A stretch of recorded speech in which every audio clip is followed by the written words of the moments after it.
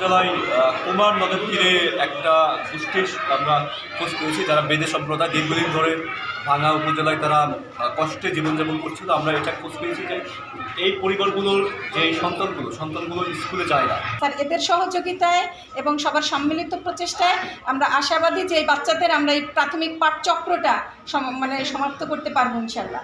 আমাদের যেরকম যাযাবর জীবনে কাটছে, আমরা বাচ্চাদের যাযাবর জীবনে কাটাবার জন্য চাই নাই, আমাদের জন্য তারা সাহায্য করছে। ইউনুস স্যার, শাকিল স্যার, সাংবাদিক, আমরা এতে অনেক খুশি, ভালো লাগছে, অনেক খুশি। বাচ্চাদের জন্য, পড়াশোনার জন্য, সাংবাদিকের জন্য আমরা ইউনুস স্যারকে পেয়েছি। বাচ্চা কাচ্চাদের পড়াশোনার জন্য অনেক এগিয়ে আসছে, তারা আমাদের অনেক সাহায্য করছে। আমরা আজকের থেকে অনেক খুশি। উপজেলায় কুমার নদের তীরে একটা গোষ্ঠীর আমরা খোঁজ পেয়েছি, যারা বেদে সম্প্রদায় দীর্ঘদিন ধরে ভাঙা উপজেলায় তারা কষ্টে জীবনযাপন করছিল। আমরা এটা খোঁজ পেয়েছি যে এই পরিবারগুলোর যে সন্তানগুলো স্কুলে যায় না এবং তাদের যেই আমাদের শিক্ষার যে মূল যে স্রোতধারা, এই স্রোতধারা থেকে তারা দূরে রয়েছে। আমরা উপজেলা প্রশাসনের পক্ষ থেকে আমরা সমস্ত বাচ্চা স্কুলে যাওয়ার দায়িত্ব নিয়েছি। তাদেরকে শিক্ষা উপকরণ থেকে শুরু করে তাদের যেই বই পুস্তক থেকে শুরু করে সবগুলো আমরা দিয়েছি। এবং আমরা এই 2 নম্বর সদরদি সরকারি প্রাথমিক বিদ্যালয়ে আমরা তাদেরকে ভর্তি করার ব্যবস্থা করেছি এবং সকল শিক্ষক মণ্ডলীকে আমরা নির্দেশনা দিয়েছি তাদের বিষয়ে যেন সর্বোচ্চ ব্যবস্থাটা নেওয়া হয় শিক্ষার বিষয়ে। এবং তাদের শিক্ষার থেকে শুরু করে শিক্ষার যে আমাদের খরচ রয়েছে সকল দায়িত্ব আমরা উপজেলা প্রশাসন বহন করবে বলে প্রতিজ্ঞা করব। বাংলাদেশে কোনো শ্রেণী, কোনো গোষ্ঠী, কোনো সম্প্রদায় যেন শিক্ষার আলো থেকে যেন দূরে না থাকে, আমরা আশা করব। আমাদের মাধ্যমে সমাজের যারা দায়িত্বশীল ব্যক্তি রয়েছে তারাও শিক্ষার বিষয়ে এগিয়ে আসবে। পাশাপাশি আমরা যারা সরকারি কর্মচারী রয়েছি তারা আমাদের সঙ্গে একতাবদ্ধ হবে। এবং আমি ধন্যবাদ জানাই আমাদের প্রিয় সাংবাদিকবৃন্দ যারা আমাদের এই উদ্যোগের সাথে রয়েছেন এবং ভালো কিছুকে প্রমোট করছেন। সানবিট সব দিবে সামাল। সানবিট ম্যাজিক প্রেস ডিশওয়াশিং এর মাথা ঘোরানো সলিউশন।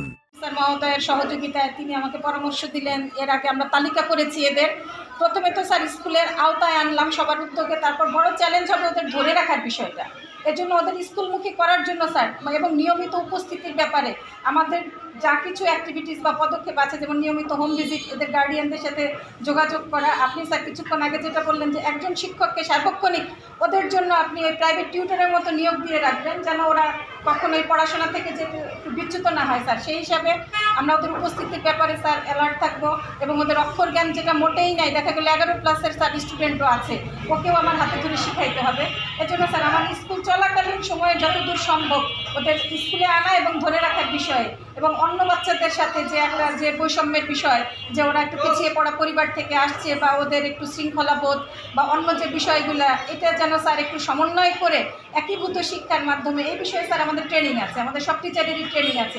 সমাজের দলিত শ্রেণী, বিভিন্ন পেশাজীবী, পিছিয়ে পড়া সব বাচ্চাদের একত্রিত করে আমি একটা ক্লাস কীভাবে ম্যানেজ করব, এই শিক্ষকরা স্যার আমরা অলরেডি ট্রেন। আমরা স্যার ইনশাআল্লাহ চেষ্টা করব আপনাদের পরামর্শ অনুযায়ী এবং সহযোগিতায় এদের যেমন ধরে রাখবো, ওদের যেন উপস্থিতি থাকে। এবং আমাদের যে পাঠচক্র আছে, আমি ওনাদের সর্দারদের সঙ্গে স্যার আগেই কথা বলেছি, ওনারা দীর্ঘ 25 বছর ওনাদের ভাই বোন পরিবার, মেয়ে জামাই সহ ওনারা 10টা পরিবার এখানে আছে 25 বছর। আমি বলছি আপনারা তো এর আগে তো এই বাচ্চা আমাদের স্কুলে আসতো, এখন তো আসে না। বলে আমরা আমাদের যে ব্যবসায়িক যে আয় উপার্জনের যে বিষয়টা সেটার দিকে বেশি ফোকাস করি, তো মা এই জন্য এখানে আসা হয় না।